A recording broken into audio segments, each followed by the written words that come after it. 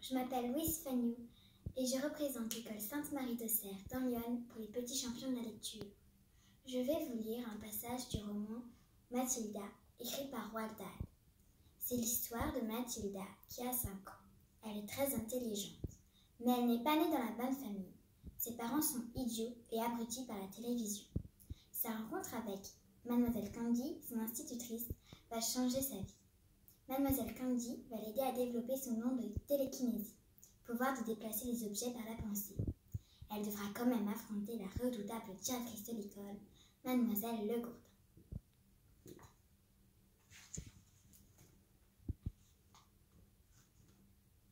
Le cours du jeudi.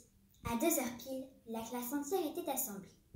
Mademoiselle Candy, après avoir constaté que la cruche et le verre n'avaient pas été oubliés, alla se placer, debout, au fond de la salle. Tout le monde attendait. Soudain, la gigantesque silhouette de la directrice, avec sa robe sanglée à la taille et sa culotte verte, apparut dans l'encadrement de la porte. « Bonjour enfants !» aboya-t-elle. « Bonjour mademoiselle Legourdin !» qu'espère-t-il ? La directrice, plantée devant les élèves, jambes écartées, poings sur les hanches, promena un regard furieux sur les petits garçons et les petites filles, assis, comme sur un grill, à leur pupitre. « Ah, vous n'êtes pas vos avoirs !» dit-elle avec une expression de profond dégoût, comme si elle regardait une procession de limaces au milieu de la salle.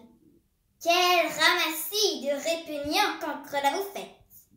Chacun a le bon sens de rester silencieux. « Ça me fait vomir, enchaîna-t-elle, de penser que me voilà obligée de supporter un ramassis de déchets pareils dans l'école pour les 6 années à venir.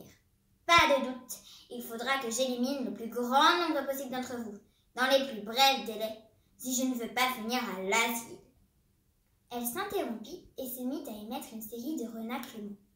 C'était un bruit curieux. On entendait un peu la même chose en parcourant une écurie à l'heure du repas des chevaux.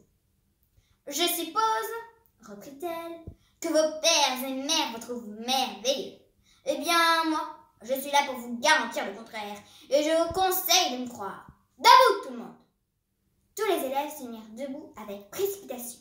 « Maintenant, tendez les mains en avant, et pendant que je passerai devant vous, vous me les montrerez les 2 côtés que je vois si elles sont propres. » Mademoiselle Legourdin se mit à marcher à pas lents le long des pupitres alignés, inspectant les mains tendues.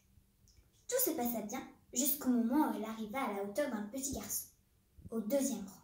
« Toi, comment tu t'appelles ?» demanda-t-elle. « Victor. »« Victor quoi ?»« Victor Pat. »« Victor Pat quoi ?» hurla mademoiselle Legourdin. Elle y avait soufflé à la figure avec une telle force qu'elle faillit faire passer le petit bonhomme par la fenêtre. « Ben, c'est tout, » dit Victor, « sauf si vous voulez mes autres prénoms. » C'était un gamin courageux, et l'on voyait bien qu'il s'efforçait de réprimer la peur que lui inspirait la redoutable Gorgone penchée sur lui. « Je ne veux pas tes autres prénoms, Vermine !» hurla la Gorgone. « Comment est-ce que je m'appelle, moi ?»« Mademoiselle Legourdin, » répondit Victor. « Alors, certaine mon nom quand tu me parles. Maintenant, recommençons. Comment t'appelles-tu ?»« Victor Pat, mademoiselle Legourdin. » Merci de m'avoir écoutée.